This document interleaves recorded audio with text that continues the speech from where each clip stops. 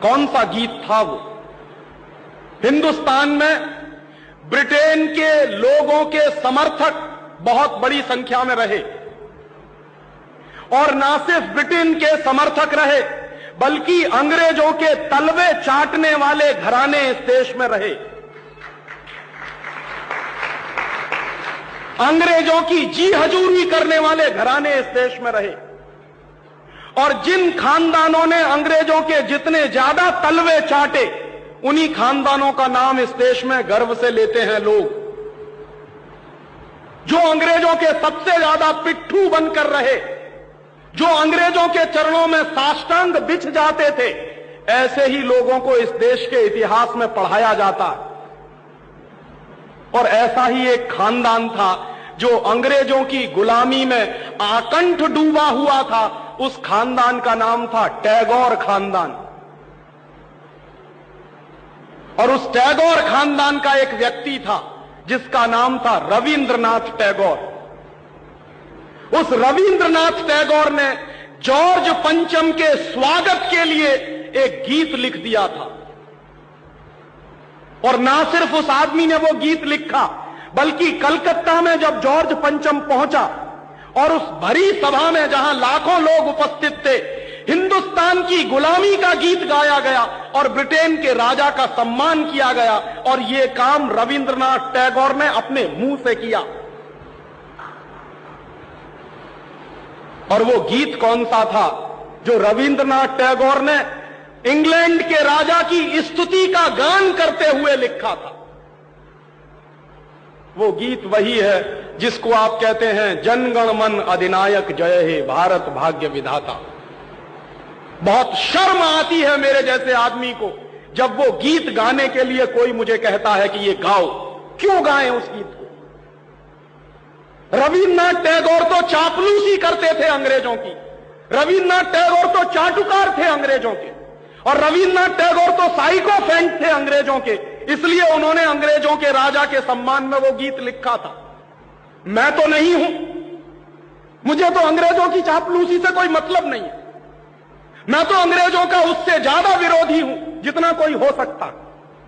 लेकिन मेरे आजाद देश में उस गीत को बार बार गवाया जाए, यह मेरा राष्ट्रीय अपमान का प्रश्न है। और जिस गीत को अंग्रेजों के राजा जॉर्ज पंचम के स्वागत में गाया था रविन्द्रनाथ टैगोर ने, वही गीत 5 दिन पहले दिल्ली के एयरपोर्ट पर गाया गया महारानी के सम्मान में। आपने कभी ध्यान दिया है उस गीत के शब्द क्या हैं और उन शब्दों का मतलब क्या है? जनगण मन अधिनायक जय हे, हिंदुस्तान की जनता के मनों के अधिनायक तुम्हारी जय हो, ये मतलब है। जनगण मन अधिनायक जय है माने जॉर्ज पंचम तुम हिंदुस्तान की जनता के मनों के, जनता के गणों के अधिनायक हो, सुपर बॉस हो, इसलिए तुम्हारी जय हो। ये रविन्द्रनाथ टैगोर गा रहे हैं। भला इससे ज्यादा चाटुकारिता का दूसरा कोई प्रमाण मिल सकता? इससे ज्यादा साइकोफेंसी का दूसरा कोई प्रमाण आपको मिल सकता? और दूसरी लाइन है जनगण मन अधिनायक जय है, भारत भाग्य विधाता, माने तुम भारत के भाग्य विधाता हो, माने हमारा भाग्य तुम लिख रहे हो। यह तो कोई भगवान से भी नहीं कहता है। लेकिन रविन्द्रनाथ टैगोर ने तो हिंदुस्तान के साम्राज्यवादी राजा का प्रतीक जो जॉर्ज पंचम था, उसको भगवान से भी ऊपर रख दिया था कि तुम तो भारत के भाग्य विधाता हो। पंजाब सिंध गुजरात मराठा द्राविड़ उत्कल बंग, विंध्य हिमाचल यमुना जंगा, उच्छल जलधि तिरंग, तब शुभ नामे जागे तब शुभ आशीष मांगे। माने पंजाब सिंध गुजरात मराठा द्राविड़ उत्कल बंग, ये सारा हिंदुस्तानी इलाका तुम्हारे लिए आशीष मांग रहा है, तब शुभ आशीष मांगे। तुम्हारी भलाई की प्रार्थना कर रहा है। ये पूरा हिंदुस्तान जो अंग्रेजों की गुलामी में सिसक रहा था, उसको रविन्द्रनाथ टैगोर लिख रहे हैं कि ये सारा का सारा हिंदुस्तान तुम्हारे लिए आशीष मांग रहा है। तब शुभ आशीष मांगे, और वो सारी की सारी आशीष हम तुमको दे रहे हैं अपनी तरफ से। और अंत में जनगण मंगलदायक जय हे भारत भाग्य विधाता, वही भारत के भाग्य विधाता तुम्हारा मंगल हो, तुम्हारा कल्याण हो। माने जो हमको गुलाम बनाने के लिए आए हैं, उनकी चाटुकारिता में कोई आदमी कितना बिच सकता है, इसका यह निकृष्ट नमूना है। और अंत में वो कह रहे हैं कि जय हे जय हे जय हे, माने तुम्हारी ही जय है, तुम्हारी ही जय है, तुम्हारी ही जय है। ऐसा गुलामी का प्रतीक गीत ये गुलामी के दिनों में गाया गया एक ऐसे हिंदुस्तानी की तरफ से जिसको शायद आप बड़े श्रद्धा की नजर से देखते हैं। और ये गीत जब गा दिया था उन्होंने और चरणों में बिछ गए थे रविंद्रनाथ टैगोर, तब अंग्रेजों ने उनको नोबेल प्राइज दिलवा दिया था पुरस्कार के रूप में। रविंद्रनाथ टैगोर को ऐसे ही नोबेल प्राइज नहीं मिला था।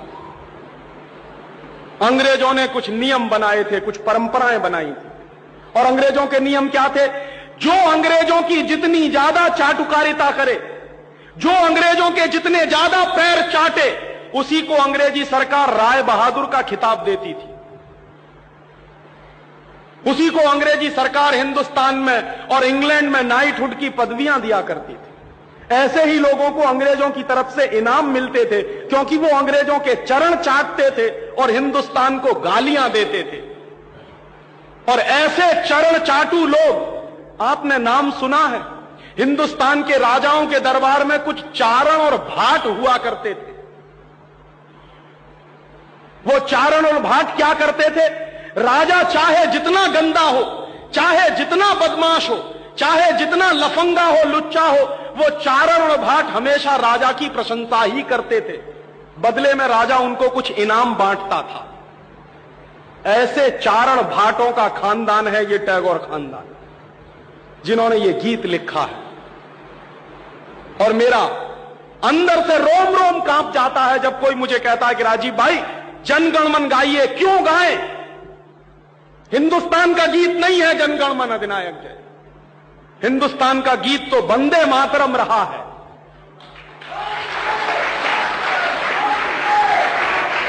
और यह वंदे मातरम जैसा गीत जो हिंदुस्तान की आजादी की लड़ाई का प्रतीक था, जो हिंदुस्तान के लोगों में खून में जोश भरने का काम करता था, उस वंदे मातरम जैसे गीत को हिंदुस्तान में राष्ट्रीय गीत का दर्जा दिलवाने में 50 साल लग गया हमको, अब जाके हुआ है। लेकिन जो गुलामी के जमाने का गीत था, जनगणमन अधिनायक जय है, वो आजादी के तुरंत बाद हिंदुस्तान के उन गुलाम लोगों ने, जो शरीर से आजाद होंगे लेकिन दिमाग से गुलाम होंगे, हिंदुस्तान का राष्ट्रीय गीत बनाया था उन्होंने। और आप में से बहुत कम लोग जानते होंगे कि कांग्रेस के 2 अधिवेशन हुए थे, जिन दोनों अधिवेशनों में यह फैसला हुआ था सर्वसम्मति से कि हिंदुस्तान की आजादी के बाद जनगणमन हमारा राष्ट्रीय गीत नहीं रहेगा। यह फैसला हुआ था कांग्रेस की समिति में। लेकिन उन्हीं कांग्रेस के लुच्चे नेताओं ने आजादी के बाद उसी को अपने देश का राष्ट्रीय गीत घोषित करवा दिया। इससे ज्यादा शर्म की दूसरी बात कोई हो नहीं सकती। और वो गीत जिस तरह से गाया गया था, जॉर्ज पंचम की अगुवाई करने के लिए, जॉर्ज पंचम का स्वागत करने के लिए कलकत्ता में लाखों लोगों के बीच में, वही गीत अब फिर गाया गया है महारानी के सम्मान में उस दिन दिल्ली